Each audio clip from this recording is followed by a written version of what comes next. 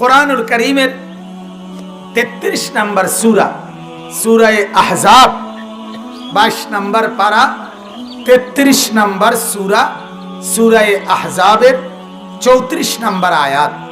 আল্লাহ তাআলা মুসলিম নারীদেরকে বলতেছেন, ওয়াদকুরনা মা ইউতলা ফি বুয়ুতিকুন্না মিন আয়াতিল্লাহি ওয়াল হিকমা। আল্লাহ তাআলা বলেন, একজন মুসলিম নারী, একজন ইমানদার নারী, তার ঘরে আলোচিত হবে কি? তার ঘরের মধ্যে আলোচনা, স্মরণ, উচ্চারণ, জিকির, আওয়াজ হবে কিসের? আল্লাহ তাআলা বলে দুই জিনিসের। কয় জিনিসের? ইমানদারের ঘরে, নেককারের ঘরে, মুসলমানের ঘরে আলোচনা হবে দুই জিনিসের। এক, মিন আয়াতিল্লাহ, আল্লাহর কোরআন, আল্লাহর আয়াত, এই কোরআনের আয়াত। দুই, ওয়াল হিকমা, রাসূলুল্লাহ সাল্লাল্লাহু আলাইহি ওয়াসাল্লামের সুন্নাত, হাদিস। এই কোরআন এবং সুন্নাহ, কোরআনের কথা, হাদিসের কথা, কোরআনের জিকির, হাদিসের জিকির, কোরআনের আলোচনা, হাদিসের আলোচনা, আল্লাহর কথা, রসুলের কথা, এটাই হবে মুমিনের ঘরে আলোচনার বিষয়, আলোচনার বিষয়বস্তু, পর্যালোচনা, নিজেদের মধ্যে গবেষণা, নিজেদের মধ্যে বিশ্লেষণ হবে আখিরাত নিয়া, কোরআন নিয়া, হাদিস নিয়ে।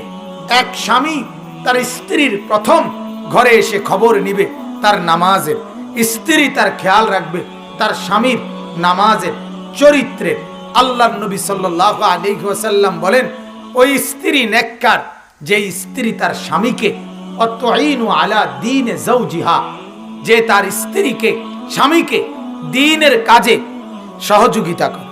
আলহামদুলিল্লাহ, আমি এটা শুধু বুঝার জন্য বলতে চাই, বুঝাইতে চাই। আমার বিবিও আলেমা, আমিও মাদ্রাসায় পড়ুয়া হুজুর। দেখা গেছে ফজরের নামাজে কখনো আমি তাকে উঠাই, কখনো সে আমারে উঠায়। অহরহ এমনটাই হয় যে কখনো আমি উঠাইছি, কখনো সে উঠাইছে, কখনো হয় আমারে আগে উঠায়, কখনো আমি তাকে আগে উঠাই।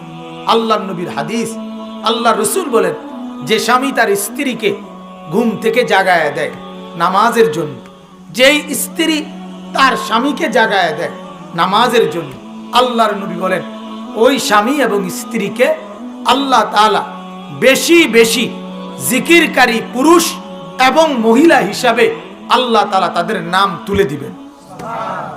কুতিবা মিনাজ যাকিরিন আল্লাহ কাসীরান ওয়াজ যাকিরাত, ওদের নাম উঠবে, ওই স্বামী আর স্ত্রীর নাম উঠবে। অতএব আল্লাহ তাআলা এখানে বললেন, মা বোনেরা আপনারা শুনেন, মারা আপনারা শুনেন, বিবিরা আপনারা শুনেন, যে আপনাদের ঘরে, আপনারা ঘরের জিম্মাদার, আপনারা ঘরের বন্দী না, নারী ঘরের বন্দী না, নারী ঘরের ভৃত্য না, নারী ঘরের চাকর না, নারী ঘরের দাসী না, নারী ঘরের জিম্মাদার, জিম্মাদার,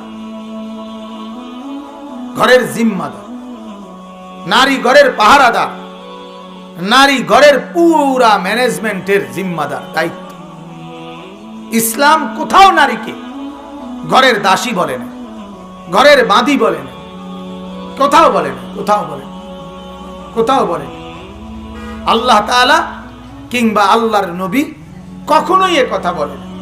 বহু মহিলা ওই কাফেরদের কথা, বেঈমানের কথা, টেলিভিশনের কথা, দুনিয়ার অসভ্যদের কথা শুনে মনে করে যে ঘরে থাকতে বললেই সেটা পরাধীনতা, ঘরে থাকতে বললেই এটা আপনার বন্দী। না না, প্রত্যেককে প্রত্যেকের কর্মক্ষেত্রে কাজে লাগানো, এটাই যুক্তিসঙ্গত কথা।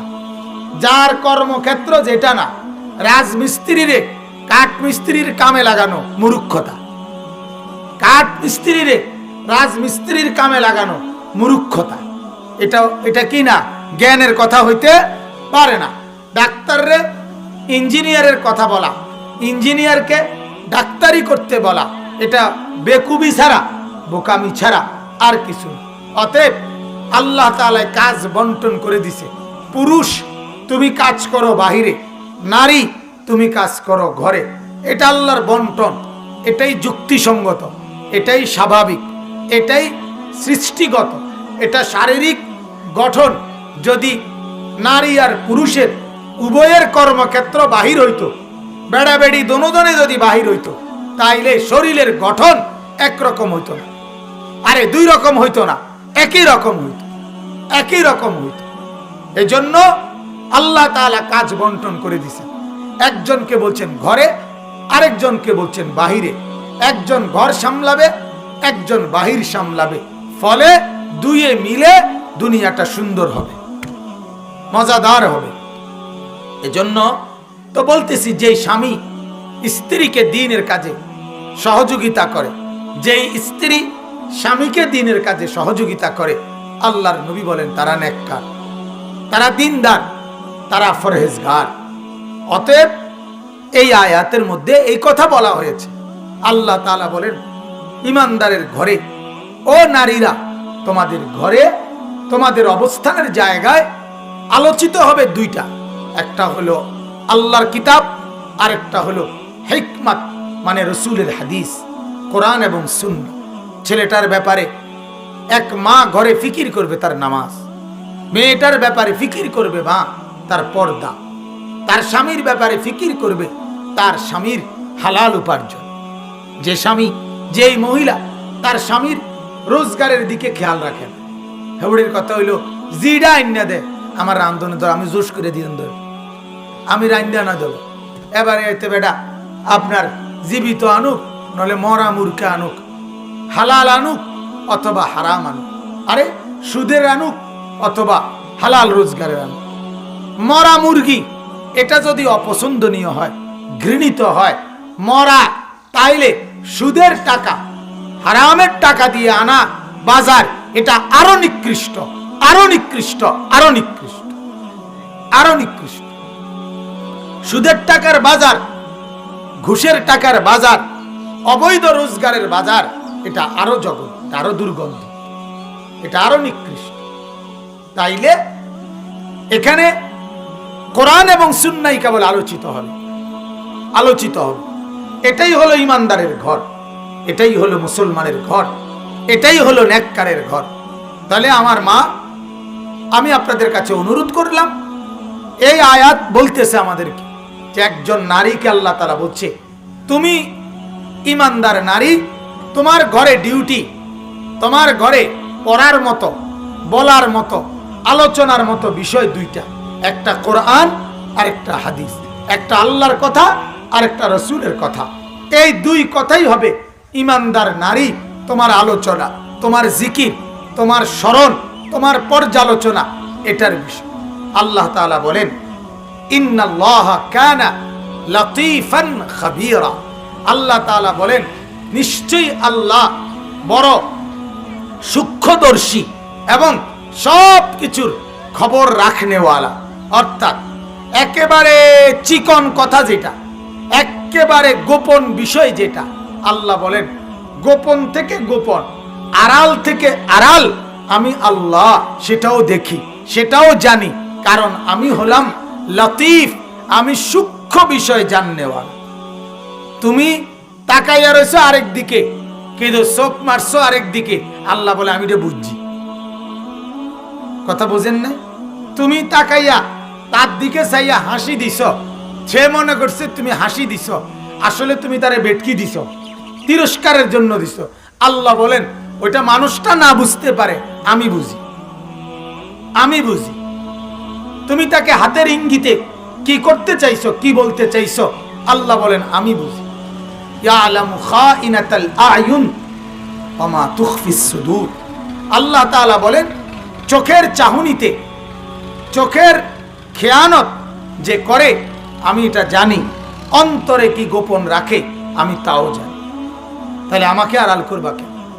আল্লাহকে আড়াল করার কোনো সুযোগ আছে কি? কোনো সুযোগ। অতএব আল্লাহ তাআলা এখানে আমাদেরকে এই কথাটা বললেন। তাইলে এই আয়াতের আলোকে আমি আপনাদের কাছে এবার বিশ্লেষণ করতে চাই এই কথাটা। একজন মুসলমানের ঘরে মুসলিম নারী কর্তৃক আলোচিত হবে কোরআন হাদিস, আলোচনা হবে ওই ঘরে, আওয়াজ হবে ওই ঘরে জিকিরের, আওয়াজ হবে ওই ঘরে কোরআন তেলাওয়াতের, আওয়াজ হবে ওই ঘরে আল্লাহ পাকের কাছে কান্নাকাটি রোনাজারে। আহা আশ্চর্য! শুনেন এক ছোট্ট ঘটনা। হযরত ওমর রাদিয়াল্লাহু তাআলা আনহুর জামানায় একদিন রাত গভীরে হযরতে ওমর হাঁটতেছে আর হাঁটতেছে, হঠাৎ করে তিনি দেখতে পেলেন এক মহিলা, এক বৃদ্ধা নারী এক ঘরের ভিতরে চরকি সুতা কাটতেছে আর গুনগুন করে শের আরবি কবিতা পড়তেছে, শের করতেছে। হযরত ওমর মনোযোগ দিয়ে শুনতেছিলেন ওই মহিলার শের, নারীর শুনতেছে আর বলতেছে, মহিলা বলতেছে গুনগুনায়া, আয় আল্লাহ, আপনি আমাকে আখিরাতে জান্নাত দিয়েন, এবং শেরের অর্থটা এরকম আর কি, ওই জান্নাতটা দিয়েন যে জান্নাতে আপনার বন্ধু মুহাম্মদ থাকবে, আপনার নবী থাকবে, আমার নবী থাকবে যেখানে, মাওলা আমার সেই জান্নাতটা দিয়ে। কিতাবে আছে হযরত ওমর ওই দরজার কোরআন আসছে, দরজার কোরআন আসছে, কোরআন আইরা মহিলা ভেতর থেকে বলছে, কে? বলছে আমিরুল মুমিনিন ওমর, আমি ওমর। বলছে ওমরের আবার এত রাতে আমার কাছে কি দরকার? হযরত ওমর বলছে, মা আল্লাহর ওয়াস্তে দরজাটা খুলো মা। তো মহিলা দরজা খুলছে। হযরত ওমর ওই মহিলার কাছে, এই নারীর কাছে হযরত ওমর আবদার করছে, বলছে মা একটু আগে গুনগুনাইয়া যেই দোয়া করতেছিলা, তোমার দোয়ায় আমার কলিজার মধ্যে এমন তুলপাড়া লাগতেছে, আমার মন বলতেছে তোমার দোয়া নিশ্চিত কবুল। অতএব মা আমি তোমার কাছে একটু দোয়া চাই, তুমি লগে এই কথাটাও বলো যে আল্লাহ ওমরকেও আমাদের সাথে দিয়েন, ওমরকেও কি দিয়েন? আমাদের সাথে দিয়েন। মা তোমার দোয়ার বরকতে আশা করি আল্লাহ আমাকেও দান জান্নাত দান। এক নারী, এক মুসলিম মা। তাইলে মুসলমান নারী কথায় ওমরের মতো ব্যক্তি প্রভাবিত হয়ে গেছে, উনি পর্যন্ত আবেগী হয়ে গেছে। একটা বিখ্যাত ঘটনা আছে ওমরের। হযরত ওমর রাদিয়াল্লাহু তাআলা আনহু একদিন মসজিদের মধ্যে মিম্বরে দাঁড়িয়ে খুতবা দিতেছিলেন, ভাষণ। তো ভাষণের এক পর্যায়ে ওমর রাদিয়াল্লাহু তাআলা আনহু বললেন, মহিলাদের বিবাহের মোহর সর্বাবস্থায় সকলের জন্য, ধনী গরিব নির্বিশেষে সবার জন্য মোহর কম হওয়া উচিত। কথা বুঝছেন? এটা ওমর বলছে। একবারে পিছন থেকে এক মহিলা দাঁড়াইয়া পর্দার আড়াল থেকে প্রতিবাদ করছে, ওমর আমার কথা আছে। হযরত ওমর বললেন, বলো মা কি কথা বোন? ওই বোন মুসলিম নারী, সে বলল, ওমর আল্লাহর কোরআন তোমার কথার বিরোধী, আল্লাহর কোরআন এই কথা বলে না তুমি যেটা বলছো।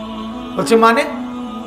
তুমি এটা একক ফয়সালা কেমনে দিয়া দিলা যে সর্বাবস্থায় সকলের জন্য সমানভাবে মোহর মহিলাদের আমরা কথা শেষ করতে হবে? তো ওই মহিলা বলল, আল্লাহ তাআলা কোরআনুল কারীমের মধ্যে বলছেন যে ওমর, আল্লাহ কোরআনে বলছে কোন স্বামী যদি স্ত্রীকে তালাক দিয়ে দেয়, তাহলে ওই তালাক প্রাপ্তা মহিলাকে ইতিপূর্বে যদি সে একেবারে স্তূপ আকারে, ও আতাইতুম ইহদাহুন্না কিনতারান, একেবারে স্বর্ণরৌপ্যের স্তূপ, স্তূপ বুঝেন তো, থুপ, এরকম স্বর্ণরৌপ্যের স্তূপও যদি মোহর হিসাবে দেয়, এরপরে যদি কোনোদিন তালাক দিয়ে ফেলে, আল্লাহ তাআলা বলে ফালা তাখুযু মিনহু শাইআন, তাহলে ওই পুরুষ মোহর যতই দক না কেন, ওই পুরুষ ওই মহিলা থেকে মোহরের কোনো টাকা স্বর্ণ ফেরত নিতে পারবে না। তো মহিলা বলতেছে, ওমর, এই কথার দ্বারা বোঝা যায় একজন পুরুষ ইচ্ছা করলে মহিলাকে অনেক স্বর্ণরৌপ্য কি দিতে পারে, মোহর দিতে পারে। কাজে তুমি যে বললা মোহর কমই হইতে হয়, এটা ভুল। হায়, কিতাবে আছে। তখন উমর রাদিয়াল্লাহু তাআলা আনহু বললেন, সাথে সাথে শাবাশ, এক মুসলিম মা, এক মুসলিম বোন খলিফাতুল মুসলিমিনের আমিরুল মুমিনিনকে পর্যন্ত সংশোধন করে দিল। ওমর গ্রহণ করে নিছে ওই মহিলার কথা, যে হ্যাঁ মা, তোমারটাই ঠিক, তোমারটাই ঠিক কথা। তাইলে বোঝা গেল একজন মুসলিম নারী, আল্লাহ তাআলা এটাই চাচ্ছিলেন, মুসলমান নারী কোরআন পড়বে, মুসলমান নারী হাদিস পড়বে, মুসলমান নারী কোরআন জানবে, মুসলমান নারী হাদিস জানবে, মুসলমান নারী কোরআন হাদিসের মাসআলা জানবে, দিন শরীয়ত মানবে, পালন করবে। আল্লাহর কসম মা, এটা ছিল মুসলমানের কথা। আজ আমরা এমন মা বোন আমাদের সংসারে অনেক, যারা এই কথা ডাইরেক্ট বলে দেয়, আমার বেড়া যা বাজার করে আনে, এটা আনলে আনলে আনলে রান্দি, না আনলে রান্দি না, হেতের ফুতাই জিফুত, এগুলা মানুষ হইলে হোক, না হইলে না হোক। আমারে কইছে ভাত তরকারি রাঁধতাম, আমি ভাত তরকারি রাঁধতে আসি, শেষ কথা। এই কথা বলে নিজের দায়িত্বকে কি করে ফেলে, এড়ায় না, অসম্ভব কথা, এটা হতে পারে না। একজন মুসলিম নারীকে আল্লাহর নবী বলছে, ওয়াল মারআতু রাইয়াতুন ফি বাইতি যাওজিহা ওয়া ওয়ালাদিহি, এটা স্পষ্ট হাদিস। নবীজি বলছেন একজন মুসলিম নারীর কমপক্ষে দুইটা দায়িত্ব। এক নাম্বার দায়িত্ব, যেই স্বামীর ঘরে সে থাকে, ওই স্বামীর ঘরের একেবারে প্রতিটা আসবাবপত্র, একেবারে একটা লবণের বাটি, একটা জগ বাটি, একটা সামান্য সুই সুতাও সংরক্ষণ করা, হেফাজত করা, নজর রাখা, তদারকি করা, এটা স্ত্রীর দায়িত্ব। এটা নবীজি বলছে, ফি বাইতে যাওজিহা। দুই নাম্বার, এই স্বামীর ঘরে, এই মহিলার গর্ভে যতজন সন্তান, আল্লাহর নবী বলছে এই সন্তানদেরকে দিন শিখানো, আল্লাহ চিনানো, আখিরাত চিনানো, কালেমা চিনানো, পরকাল চিনানো। আল্লাহর নবী বলছে এটা ওই ঘরের বিবির দায়িত্ব, ওই ঘরের মহিলার দায়িত্ব, মহিলার দায়িত্ব। এই বাচ্চাটা স্কুলে ভর্তি হবে, মাদ্রাসায় ভর্তি হবে 6 বছরে, 7 বছরে, তাহলে বাচ্চাটা তো কথা বলা শুরু করে 2 বছরে। তাহলে যদি 6 বছরেও বাচ্চাটা কোথাও ভর্তি হয়, তাহলে 2 থেকে 6, এই 4টা বছর, এই 4 বছর, তাইলে তার দায়িত্ব কার? যদি এই সময় কোনো দায়িত্বশীল না থাকে, তাহলে এই 4 বছর কি বাচ্চাটা গরু ছাগলের মতো হাঁটবে না? আজকে দুর্ভাগা মারা 2 বছরের, 3 বছরের, 4 বছরের বাচ্চাকে কিছুই শিখায় না, বরং বাচ্চার হাতেও বড় একটা মোবাইল তুইলা দিয়া তার হাতে দিয়া দিছে মোবাইল। তুই বাবা মোবাইল টিপো, গেমস খেলো, কার্টুন দেখো, নাটক দেখো, সিনেমা দেখো, বুঝো কিংবা না বুঝো, যা মন চা তাই করো। আর উনার সময় ব্যয় হইতে আছে ওই ড্রেসিং টেবিলে একবার পাউডার, আবার দুইয়া লাইছে, আবার ফেয়ার এন্ড লাভলি, আবার দুইয়া লাইছে, আবার মেকআপ, আবার দুইয়া লাইছে। এই ঘন্টায় ঘন্টায় এটা ধোয়, আবার মাখে, আবার ধোয়, আবার মাখে। এই এক ডিউটি। টেলিভিশন, বাজার, মার্কেট, শপিং, এই 3 জিনিস, নাটক, সিনেমা, টেলিভিশন দেখা, একবারে ড্রেসিং টেবিলে সাজগোজ করা, বাজারে বাজারে টোটো টোটো করে ঘোরা, এই 3 কামে জিন্দিগি শেষ। বাচ্চাও বরবাদ, ছেলেও বরবাদ, মেয়েও বরবাদ, সংসারও বরবাদ, নাউজুবিল্লাহ। এজন্য এটা মনে রাখা চাই মা, আজকে আমার এটাই সবক। আজকে আপনারা 2 কথা আমি বললাম। এক কথা হলো মুসলমান নারী, আপনি মুসলমান মহিলা, আরে আপনি মুসলমান বলার পর কোরআন পারেন না, আপনি কি ডকের মুসলমান? আপনার কে কইছে মুসলমান কইতে না? আপনি বেডিতে না কইবেন? কথা বলেন না কেন? আপনি কইবেন আমি হুদা বেডিতে না, আপনি মুসলমান মহিলা হইছেন কইবেন? কথা বলেন। আপনি মুসলিম নারী হইলেন কেমন? আপনি এক এক মানুষ এক এক জাত। আমনে এক জাত, আমরা বেডিয়েতের জাত, আমরা বেডইতের জাত, এই শেষ আর কি তো আমনে। আপনি মুসলমান পরিচয় দিলে কোরআন জানতে হবে, আপনি মুসলমান পরিচয় দিলে সেজদা দিতে হবে, আপনি মুসলমান পরিচয় দিলে রসুলকে চিনতে হবে, নবীর হাদিস মানতে হবে, সুন্নত মানতে হবে। নয়তো আপনি কীর্তন বলবেন মুসলমান। মুসলমান পরিচয় কি দিয়া হয়? পাউডার দিয়া। মুসলমান পরিচয় দিয়া সোফা দিয়া। যার ঘরে এক সেট সোফা আছে তারা মুসলমান, কথা কয় না। যাদের ঘরে একটা ডাইনিং টেবিল 6টা চেয়ার আছে এরা মুসলমান। যাদের ঘরে একটা 4টা রুম 2টা বাথরুম আছে এরা মুসলমান। তাহলে মুসলমান কাকে বলে? মুসলমান তো সেজদাকে বলে, মুসলমান গোলামিকে বলে, মুসলমান বন্দিগিকে বলে, মুসলমান ইবাদতকে বলে, মুসলমান আল্লাহকে মানাকে বলে, রসুল মানাকে বলে। অতএব আমি অনুরোধ করছি, এটা মায়েরা নিজেদের জীবন রহম করেন, নিজেদের জীবনের উপরে দয়া করেন, শিখেন, এটা মানেন, এটা ভাবেন। একজন মা হলেও ভাবেন, একজন বোন হলেও ভাবেন। 2 নাম্বার কথা হলো মুসলমানের ঘরে, এটাই শেষ কথা, মুসলমানের ঘরে আওয়াজ হবে কিসের? কোরআনের, হাদিসের। আল্লাহর কোরআন এটা বলল, অথচ আজ মুসলমানের ঘরে সকাল থেকে নিয়ে রাত 12টা পর্যন্ত আওয়াজ হয় টেলিভিশনের, নর্তকীর, সিনেমার, নাচের, গানের, হ্যাঁ, ওই নায়িকার কথা, নায়কের কথা, অ্যাডভার্টাইজের কথা, এই সমস্ত নাফরমানের কথা। মুসলমানের ঘর বিরান, ঘর কাল বাইতুল খারিব। আল্লাহর নবী বলেছে, যেই ঘরে জিকির নাই, যেই ঘরে তেলাওয়াত নাই, যেই ঘরে সেজদা নাই, যেই ঘরে আল্লাহর স্মরণ নাই, আল্লাহর কসম মা নবী বলছে, মাসালুল বাইতিল্লাযী লা ইউযকারু ফীহি কাল বাইতিল খারিব। আল্লাহর নবী বলছে, যে ঘরে আল্লাহর স্মরণ হয় না, আল্লাহর জিকির হয় না, বন্দিগি হয় না, নামাজ হয় না, সেজদা হয় না, কোরআন তিলাওয়াত হয় না, আল্লাহর নবী বলছে ওই ঘর আলগা বাড়ি, সারা বাড়ি। সারা বাড়ি কি বাড়ি?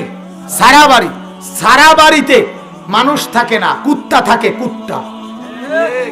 সারা বাড়িতে বিড়াল থাকে, সারা বাড়িতে সাপ থাকে, সারা বাড়িতে বিচ্ছু থাকে, সারা বাড়িতে কেচ্চা থাকে, সারা বাড়িতে ব্যাঙ থাকে, সারা বাড়িতে টিকটিকি থাকে, সারা বাড়িতে ইন্দুর থাকে, সারা বাড়িতে মশামাছি থাকে। মানুষ থাকে না, মানুষ থাকে না। তাহলে যে ঘরওয়ালারা ফজরের নামাজ পড়ে না, এই ঘরে মানুষ নাই। এই ঘরে কি নাই? মানুষ নাই। ওই ঘরে মানুষ নাই, সোজা কথা। অতএব এটাই আমার 2টা কথা। এক কথা, মা, আপনি মুসলিম হলে আপনার পরিচয় হবে আপনি কোরআন পারেন, আপনি হাদিস পারেন, কোরআন মানেন, হাদিস মানেন।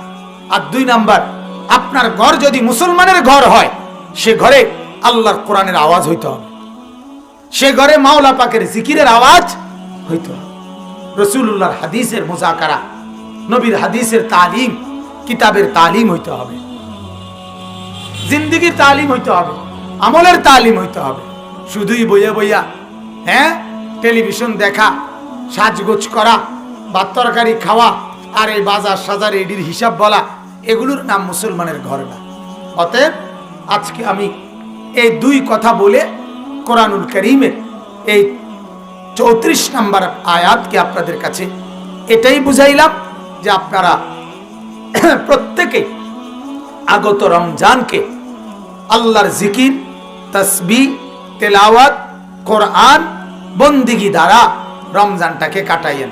মা, আমার শেষ অনুরোধ, বোনেরা, মানেন আর না মানেন, গ্রহণ করেন আর বর্জন করেন, আমি সমস্ত মা বোনদের কাছে আমার সর্বশেষ অনুরোধ হইল, রমজান মাসে আল্লাহ তাআলা বলে, আমি রহমত খুলে দিয়েছি, হিসাব ছাড়া রহমত দেব, মাগফিরাত খুলে দিয়েছি, হিসাব ছাড়া মাগফিরাত দেব, নাজাতের দুয়ার খুলে দিছি, হিসাব ছাড়া জাহান্নাম থেকে মুক্তি দেব। এটা দিয়ে আল্লাহ ডাকে। হাদিসে আছে, প্রত্যেক রাতে, প্রত্যেক দিনে রমজান মাসে দিবা নিশি ফেরেশতারা ডাকে, ওহে তোমরা যারা কল্যাণ করতে চাও, আগায় আসো। ওহে তোমরা যারা গুনাহ করছো তোমরা থেমে যাও। ইয়া বাগিয়াল খাইরি আকবিল, ইয়া বাগিয়াশ শাররি আকসির। তাহলে এক নম্বরে আল্লাহ বলে রমজানে রহমত খোলা, মাগফিরাত খোলা, নাজাত খোলা, হিসাব সহ না হিসাব ছাড়া? হিসাব ছাড়া। দুই নম্বরে ফেরেশতা ডেকে বলে নেক কাজের আগ্রহী এগিয়ে আসো, গুনার কাজের আগ্রহী থেমে যাও, থেমে যাও, থেমে যাও। তিন নাম্বার কথা হলো নবীজি বলছে রমজান মাস পাওয়ার পরে যে গুনাহ মাফ করায় নাই, জান্নাত অর্জন করে নাই, জাহান্নাম থেকে বাঁচে নাই, তার উপরে আল্লাহর লানত, তার উপরে নবীজির লানত, তার উপরে ফেরেশতার লানত, তার উপরে কুল কায়নাতের লানত, তার উপরে খোদার গজব, তার উপরে নবীর গজব, তার উপরে ফেরেশতার গজব, তার উপরে সৃষ্টি জগতের গজব, লানত, অভিশাপ। এখন এই তিন কথা মিলাইয়া আমি মা বোনদের কাছে অনুরোধ করতে চাই, রহমত নিয়ে যখন আল্লাহ ডাকে, গুনাহগারকে থেমে যেতে বলে, আর আপনার লানত পরে গুরুত্ব না দিলে, গুনাহ মাফ না করাইলে, সেই অবস্থায় রমজান মাসে একজন মুসলমান হওয়ার পর, আল্লাহকে মানার পর, নবীকে মানার পর, এত বড় বরকত মুবারক মাসে, এত বড় অফার, এত বড় সুযোগের সময়ে যেই মা, যেই বোন, যেই নারী, যেই বিবি শুধুই কেবল বাজারে বাজারে ঘুরে, মার্কেটে মার্কেটে ঘুরে, এক জোড়া জুতা, একটা থ্রি পিস, হ্যাঁ আপনার শাড়ি, গহনা, গহনাতে গহনা কিতা সিটি গোল্ড, হ্যাঁ ইমিটেশন, সদবদ, কথা বুঝছেন না? হ্যাঁ সদরবদ, এগুলা এই আপনার এই গহনা। আরে আমি তো আমার বিবির স্বর্ণের জিনিস সব আমি কিনছি, হেও যাইতে হয় না, এটা যাইবার কিতা আবার ফিনতে লাগবে, কথা বোঝেন না? চাইয়া কিনবো কিতা, এটা আমি কি না চাইয়া কিনছি না, এটা হ্যাঁ পছন্দ হয়, আলহামদুলিল্লাহ, পছন্দ লইয়াই তো চলতে আছে। হ্যাঁ আলহামদুলিল্লাহ, আংটি কিনছি আমি, কিনা লইয়েছি, খুব সুন্দর হয়েছে, খুব সুন্দর হয়েছে মাশাআল্লাহ। আমার মারে দেখছি জীবনভর, আমি দেখছি আমার বুঝ হওয়ার পর, আব্বা যখনই কোনো কাপড় আনতেন বাজার থেকে, মারে আব্বা জিজ্ঞাসা করতেন পছন্দ হয়েছে নি, ভালো লাগছে তোমার থেকে, খুব সুন্দর হয়েছে। মার আবার রুচি, মার কথা হইলো স্বামী আইনে দিছে, এটাই তো কথা, এটাতেই তো বরকত, এটাতেই তো দোয়া। তো যাই হোক, এজন্য বলছি মারা, নিজে যদি বিবেক থাকে, আল্লাহ যদি বিবেক দিয়ে থাকে, বিবেক যদি মরে না যায়, আপনি যদি মরে না যান, আল্লাহর ওয়াস্তে রমজান মাসে কোনোভাবেই মারা এত বড় নাফরমানি, আহা সারাটা মাস এই ঝড় বৃষ্টি, ঘূর্ণিঝড়, জলোচ্ছ্বাস, বান তুফান, কোনো কিছুতে আপনাদেরকে এখন আর বাজার মার্কেট থেকে থামানো যায় না। করোনা, করোনার বাফেও তো থামাইতে পারতো না, করোনার 14 গোষ্ঠীও সম্ভব। করোনা কি, করোনা, করোনা কি আবার বেড়ির কথা হইলো, মহিলার কথা হইলো, মরলে মরছি, কিন্তু জুতা কিনতে কিনতে মরে যান দরকার। এই হইলো বেপর্দা নারীর কথা, বেহায়া নারীর কথা। এটা যে আমার এটা লাগবই, আমি বাজারে যামই, সোজা কথা বলেন নাউজুবিল্লাহ। অতএব মারা অনুরোধ, কোনোভাবে এত বড় নাফরমানি করিয়েন না। আল্লাহ তাআলা ডাকে বান্দা রহমত নাও, আপনি বলতেছেন রহমত লাগবে না, আমার জুতা। আল্লাহ বলে মাগফিরাত নাও রমজান মাসে, হেবুডির কথা হইলে আল্লাহ আমার মাগফিরাত লাগতো না, আমার 30 পিস কিনা বাহি, আমি এনে মাগফিরাত হলে বই থাকলো, বলেন নাউজুবিল্লাহ। অতএব আল্লাহর সাথে এত বড় তামাশা করিয়েন না মা, মাওলা নারাজ হবেন, আল্লাহ তাআলা শান্তি দিবে না, শান্তি দিবে না। আশ স্বর্ণ আর গহনায়, অলংকারে কোনো সুখ নাই, সুখ নাই। পৃথিবীতে ধনীর বহু দুলাল, ধনীর কন্যা, হাজারো হাজারো লাখো টাকার স্বর্ণ পরা, ওরাও আপনার অসুখে, দুঃখে, পেরেশানিতে প্রতিনিয়ত আত্মহত্যার পথ বেছে নেয়, আত্মহত্যার পথ। বিলাসবহুল ফ্ল্যাট, কিন্তু অহরহ নিজের জীবন নিজে শেষ করে দেয়। কোথায়? অভাব, অভাব স্বর্ণের, অভাব গহনা, অভাব সুখের, সুখের অভাব, সুখের অভাব। সেজদাতে যে সুখ, গোটা পৃথিবীতে সেই সুখ নেই। আল্লাহকে ডাকায় যে সুখ, গোটা পৃথিবীতে সে সুখ নেই। সুফিয়ানে সৌরি রহমতুল্লাহ আলাইহি বলছিলেন, গভীর রাতে তাহাজ্জুদের নামাজে আমি যখন সেজদা দেই, তখন আমি যেই মজা পাই, গোটা পৃথিবীর সব মজা সেখানে তুচ্ছ হয়ে যায়। অতএব বন্দিগির মধ্যে সুখ আছে, আল্লাহকে মানার মধ্যে সুখ আছে। মেহেরবানি করে, দয়া করে বাজারে মার্কেটে কমপক্ষে রমজান মাসটা আল্লাহর ওয়াস্তে কদর করেন। বাজারে যাইয়েন না। এই 30 পিস আপনার জুতা, এগুলো কোনো কোম্পানি বলে নাই যে রমজানের পরে আর পৃথিবীতে থাকবে না। হ্যাঁ, এই শেষ রমজানের সালান, শেষ সালান, এরপরে কিনলেও শেষ, না কিনলেও শেষ, এই কথা কোনো কোম্পানি আজ পর্যন্ত কইছে না। কইছিনি? কোন বলছিনি? তো তাইলে আর অসুবিধা কি? তাইলে রমজানের পরেও তো কিনুন যায়, আগেও তো কিনুন যায়। রমজানটাকে আলাদাভাবে ইবাদত বন্দিগির মধ্যে কাটাবেন। তাহাজ্জুদের নামাজ, সেহরি খাওয়ার সময় আগে পিছে 2 রাকাত করে 4 রাকাত তাহাজ্জুদ নামাজ পড়বেন। ইফতারির আগে মা বেশি আইটেম না বানাইয়া, একটা আইটেম কমাইয়া, আলু চপ, পেঁয়াজু, বেগুনি, এই 3 জিনিস আমার গবেষণা হইল, এই 3টা বইটা লাইলে আমার নিঃশ্বাস যায়, আর খুঁজে পাওয়া যায়। বুঝেন নাই? বুট মুড়ির লগে এটি যখন মাইকা লায় তো আর এটি আলগা থাকেনি। তো কাজে এগুলোর থেকে যদি একটা আইটেম কম হয়, আর বিনিময়ে যদি আপনি 10টা মিনিট দোয়া করার সুযোগ পান ইফতারির আগে, এটা অনেক বরকত। ঠিক কি না বলেন? এজন্য মা, ইফতারির আগে আপনারা প্রত্যেকেই কম বেশি কিছু না কিছু দোয়া করার মেজাজ, অভ্যাস গড়বেন। দেখবেন বরকত হবে। আপনারও আখিরাত দরকার, আপনারও পরকাল দরকার মা, আপনারও আলাদা কবর। স্বামীর কবরে আপনি যাবেন না মা, বাবার কবরে আপনি যাইতেন না, ছেলের কবরে আপনি যাবেন না, আপনি আপনার কবরে যাইবেন, আপনার নিজের কবরে, নিজের কবরে, নিজের কবরে। অতএব একটু দোয়া নিজেরা করেন, একটু কোরআন নিজে পড়েন, জিকির করেন, আল্লাহকে ডাইকেন। রমজান মাসে অন্যান্য ব্যস্ততা কমিয়ে আখিরাতের বন্দিগি বাড়াবার চেষ্টা করেন। আল্লাহ তাআলা মা বোন যারা এসেছেন, শক্ত কথা যদি বলে থাকি আমারে মাফ করে দিয়েন।